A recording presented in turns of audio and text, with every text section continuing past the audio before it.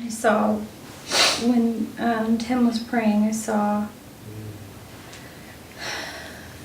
a knight on a horse come up, and the person on the horse kind of drew his sword out and pointed it to where I was seeing the vision. So it was like it was pointed at me.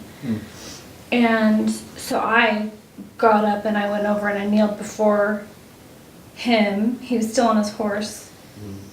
And I knelt, like the horse was facing me, and I knelt beside, like, sort of where its head was.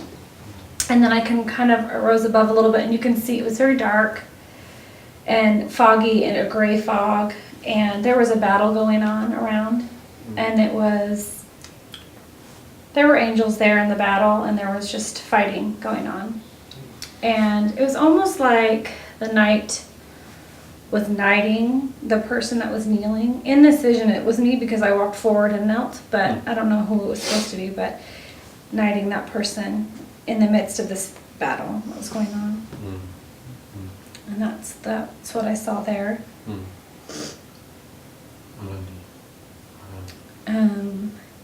I saw another one. I think it was when Ben was praying.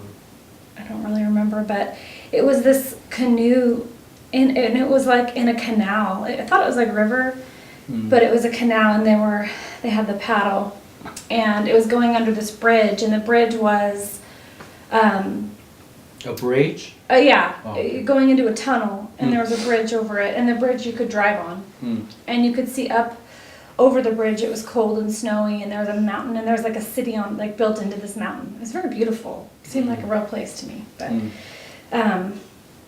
anyway, the person went into this dark tunnel, and it was complete black and darkness, and there was no like light at the end of the tunnel. There was nothing like in there. They just went straight into this darkness, and it was weird because it was pitch black darkness, but when they looked around, they couldn't see any darkness.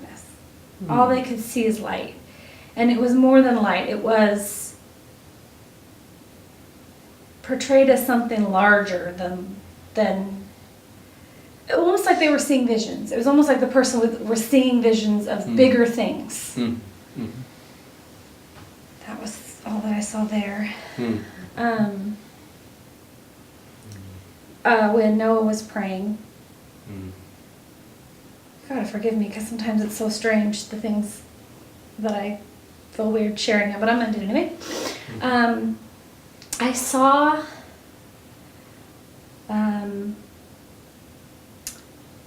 the best way I can describe it is there's this old game on a wooden board, and you put in a metal ball, and it's like a labyrinth, and you got to kind of tilt the board to get into the holes that you go in.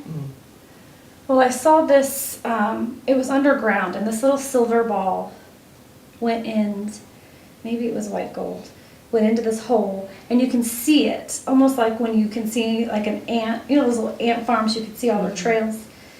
You could see this little silver ball go into this maze, I'm going to call it a maze, and it's going through all these things. And when you just look at it, it looks like it's just this little ball going through this little maze. So when you look up close to it, it's like, it's going through quite a bit. And you can see the silver ball, and it's going into all these different places. You could look at it like, I keep likening it to these games, like the game Mousetrap, where there's all these different things you have to go to get that ball to the end, and it gets in the thing. You could see that it's kind of going from like leaf to leaf to leaf. You know what I'm saying? The ball. And it's going through all these different things, and it goes through at one point on these leaves, there's mud on these leaves, and the ball goes from leaf to leaf to leaf into this mud, into this like miry pit, and up out of it. And it comes up out of it, and it goes through water, and it cleans it. And then it goes uphill, like it could do that. But in this vision, it's doing that. And it goes uphill, and it comes up out, and out of the ground. And then you can see sort of, this is where it gets weird, but in the background there's a meadow and there's mountains, and you can see this ball, it almost turns liquid into mercury still, or something. It's big with size change, right? Yeah, it ends up changing, and it forms into this big one. it forms into like a horse on a knight again, or a knight on a horse again. Okay. Like bravery, like noble, like honorable. Mm. And that was that one. Hallelujah, hallelujah. I think the knight and the horse has everything to do with a spiritual stature of team's person. So I've been praying for you, and actually, so perchance I'm aware that you're arriving, and I was listening to some vision because John posted some visions, so I listened to all the visions. Your vision is so vivid, so many details, hard to listen to. And the lesson has been the same impression I have. I think God ordained you and team in the spirit have some very interesting things. I only throw out there to tell you about it. So I encourage you guys to continue to develop relationships, especially in the Lord, and the team feel comfortable to share the thing of the Lord for Nicole. So, and that's one silver bowl, I believe, was talking about Noah's life, and the knight is again turned to be like the father. So, father-son relationship in a sense through the different quest, the journeys of life. Now, it seems has to be externalized, right, Noah? But I don't think so. I think it has to do with inside your life, the inside a spiritual quest represented by that used to be a game, about winning, about getting somewhere. So it's that life is undo. The reality fly comes in, and you changed. So I hope I'm making sense. A board game is a game, right? It's but reality is reality that's represented by the needle and the heel, whatever. So there's a change. There's a board representing the things of the world, and then heel country representing God's land. I think so. Amen. Amen. A vision of team of band. Sure, I believe. Allow me to throw some understanding. I might be not accurate, so for you guys' reference only. I believe the Lord is speaking about the city is with the snow, everything, snow cap, everything. Is that right? It's definitely cold weather. Over cold weather. That's actually where prophetic has been given to us even back in Austin. I remember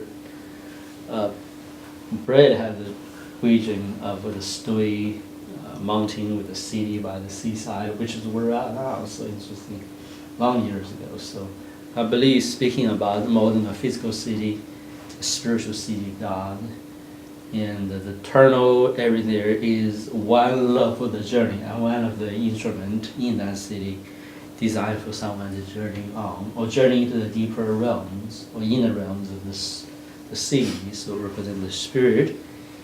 And with light around everything is mainly, I think, talking about the spiritual progress. And right, it seems like a dark, getting to where actually everything is set for you because the canal is one direction, one way in a sense, and right, heading out.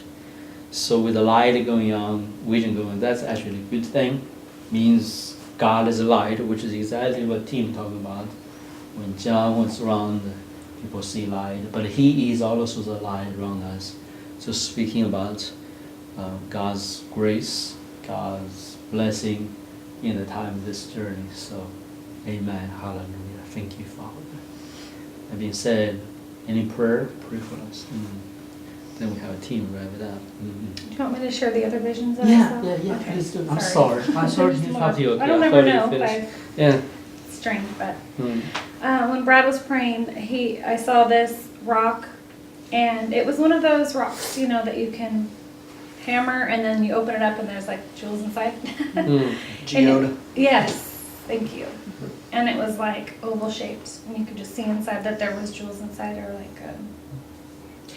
And out of that, so weird, just came this tiger, and you could just see its big, fluffy paws just kind of hit the ground, and it was dark everywhere else. Out of that stone? Yeah, out of the stone. Okay. That's so weird. That's okay. Yeah, that's okay. Yeah, that is crazy. I know. I can't No, I she's know. in It this. feels like Indian or something, Yeah. like your spirit I animal don't or think something. so. It's so Yeah. weird. Go ahead. So he comes up these steps, and everything is pitch black around except for these steps, and these steps are clear, like glass steps. And he comes up on top of the steps, and next to it is this clear tub of water. Like you could see right through it, and you could see that there was water on top. And when the tiger approached the water, it would like dip his paw in, and it was just didn't want to go in the water. It did not want to go in, but I think that it was supposed to go in. That's all on that. That's interesting. Yeah, I don't know. Yeah. Oh, sorry. Go ahead. And then with Cheryl, when Cheryl was praying, I saw this flower, and it was blooming, and it was just ever changing. But usually when you see like a rose bloom or a flower bloom, it blooms and then the outside of it sort of dies off and shrivels off and goes away. But this flower didn't do that. It just kept blooming and blooming into different shapes and forms, and it just kept growing and growing. And then it would just grow upward, and you could see the sky was all gray and cloudy, and it just continued to go and go and go until the clouds separated, and then there was blue sky. Oh, wow. And then with Katie, this one is the weirdest one of all. But as soon as she started to pray, I just felt power. I saw power, I felt power, I heard the word power. It was very strong, very strong. And then I saw this gold curtain, and this scroll was handed through this gold curtain to a person, and they opened it up and put it like on a music stand, and then it had like the person had one of those little woo things, and it just I don't know what that's called that they hold.